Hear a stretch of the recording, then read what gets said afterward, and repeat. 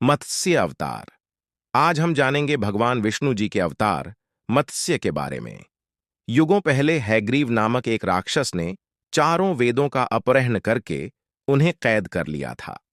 तब पृथ्वी पर से ज्ञान लुप्त होने लगा और आसुरी शक्तियां बढ़ने लगीं।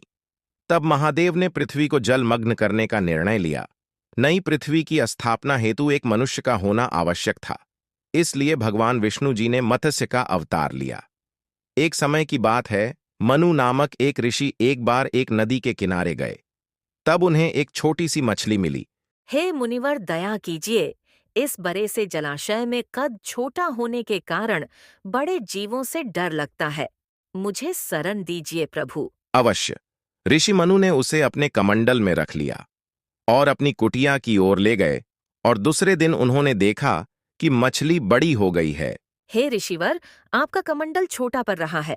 आप मुझे सागर में ले जाइए। मनु ऋषि उसे एक सागर में ले गए, और जब मछली सागर में गई तो अत्यंत ही वह विशाल रूप धारण कर लिया। आप कोई साधारण मत्स्य नहीं लगती। मुझे बताएं, आप कौन हो? मनु, थोड़े समय बाद यहाँ बड़ा सा जल प्रवाह आएगा और समस्त पृथ्वी उसमें डूब जाएगी। मैं चाहता हूं कि तुम अपनी पत्नी और इस धरती के सारे पशु पक्षी के जोड़े को और सारे पैर पौधे के बीज को लेकर एक नाव में बैठ जाओ। मैं अपने परिवार में तुम्हें सुमेरु पर्वत की ओर ले जाऊंगा। वहां से एक नई सृष्टि प्रारंभ होगी। जैसी आपकी आज्ञा नारायण। विष्णु जी के आज्ञा के अनुसार ही मनु ने कार्य किया, और मत्स्य अवतार में विष्णु जी उन्हें सुमेरु पर्वत की ओर ले गए।